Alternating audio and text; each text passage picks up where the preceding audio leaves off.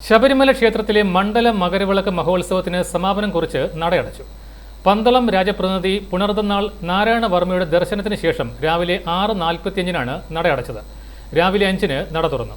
കിഴക്കേ മണ്ഡപത്തിൽ ഗണപതി ഹോമം നടത്തി. തുടർന്ന് തിരുവാഭരണ മടക്ക ഘോഷയാത്ര പന്തളം ശ്രാമ്പിക്കൽ കൊട്ടാരത്തിലേക്ക് തിരിച്ചു. പെരിയസ്വാമി മുരുതുവന ശിവൻകുട്ടിയുടെ നേതൃത്വത്തിൽ 30-അംഗ സംഘമാണ് വനപാതയിലൂടെ തിരുവാഭരണ പേടകവുമായി മടങ്ങിയത്.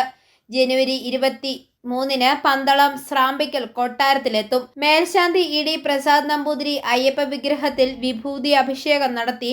കഴുത്തിൽ രുദ്രാക്ഷ മാലയും കയ്യിൽ യോഗദണ്ഡും അണിയിച്ചു. ഹരിവരാസനം ചൊല്ലി വിളക്കണച്ച് ശ്രീകോവിലിന് പുറത്തിറങ്ങി നടയടച്ച് താക്കോൽക്കൂട്ടം രാജപ്രതിനിധിക്ക് നൽകി. 18-ാം പടിയിറങ്ങി ആചാരപരമായ ചടങ്ങ് നടത്തി. ദേവസ്വം എക്സിക്യൂട്ടീവ് ഓഫീസർ OG ബിജുവിന്റെയും മേൽശാന്തിയുടെയും സാന്നിധ്യത്തിൽ താക്കോൽക്കൂട്ടം ശബരിമല അഡ്മിനിസ്ട്രേറ്റീവ് ഓഫീസർ S. ശ്രീനിവാസിന് രാജപ്രതിനിധി കൈമാറി.